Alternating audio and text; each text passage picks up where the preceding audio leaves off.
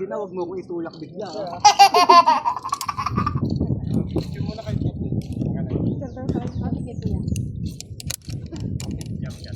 Oy, saglit lang. Saglit lang kung game na. Okay, sir.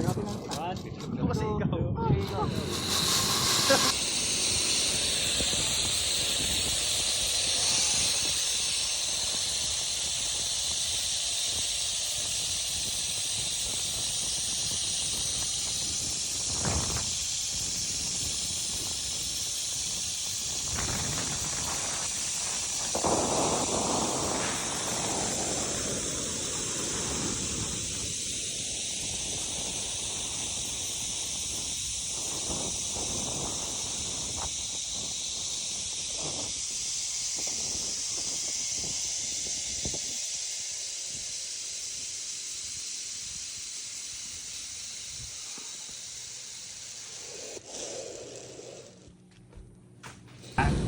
At yun na nga, andito tayo sa may 10 cents to heaven mga kabrum-brum sa may Tanay. So malawak ang parking nila dito at hindi lang zipline ang meron sila dito. Okay? So after nyo mag-park, pupunta lang kayo dito sa may information. Ayan. Tapos magbabasa kayo kunyari. Ayan. Hindi, syempre mas maganda yung basahin nyo talaga. Huwag nyo na akong gayahin. Tapos ayan, pupunta kayo dito. Andito yung mga activities nila. Saka yung presyo at lahat-lahat mga kabrum-brum. Andyan lahat. Tatanong lang kayo kay ate at bibigyan niya kayo ng waiver. At syempre excited na ang inyong kabrum-brum. Kaya naman dali-dali na tayo naglakad. Pero hindi kayo maliligaw kahit malaki yung loob nila mga kabrum-brum. Dahil lahat naman ng kanto dito, meron silang mga guide kung saan kayo pupunta. May mga araw kung saan papunta. Kaya mapupuntahan nyo rin yung destination na gusto nyo. Pero sobra rin naman nakakaaliw at maganda talaga yung place. Kaya habang naglalakad kayo, i-enjoy nyo lang. Mag-selfie-selfie kayo sa paligid. Kasi lahat naman is napakaganda. Okay?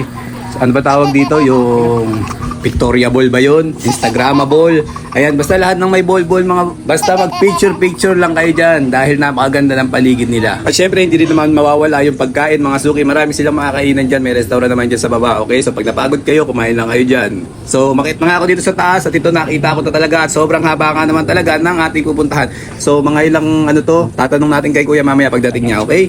At ayun na nga mga kabrum-brum, dumating na nga sila. Syempre, dala na nila yung mga safety gear na gagamitin natin at i-check talaga nila yan isa-isa. Sila na rin na maglalagay sa inyo para siguradong walang nakalimutan na kahit anong clip na nakalagay. So, very safe talaga dito mga kabrum-brum. At syempre, at ayun na, naisuot na, di ba mga kabrum-brum? Syempre, kinabahan na akong bigla. At ang unang tanong, hi! Wala naman nalaglag dyan kuya, no?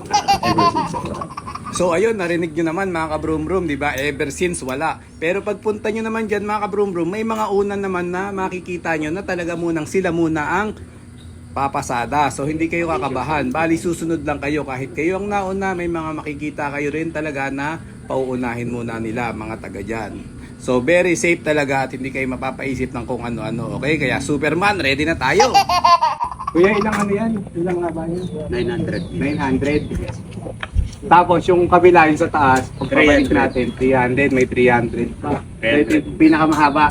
Yes, sir. Longest. Oh, longest to ha, longest ha. Then, yung height naman niya, sir, above sea level, nasa 260 feet. At 260 feet. So narinig nyo na, ganong kataas at balikan yan mga kabrum-brum natin. Pero syempre, pagpabalik, hindi naman kayo may hirapan dahil marami pa rin naman activities kayong madadaanan at Instagrammable at pictoriable at lahat ng ball-ball mga suki. Pwede nyo pa rin gawin dahil maganda pa rin ang paligid na dadaanan nyo pa uwi. Okay? So ayun na nga mga kabrum-brum natin, sa mga gusto ng ganitong activities, andyan lang ang link natin. Puntahan nyo na kung saan to. So, kayo naman ang mag-vlog.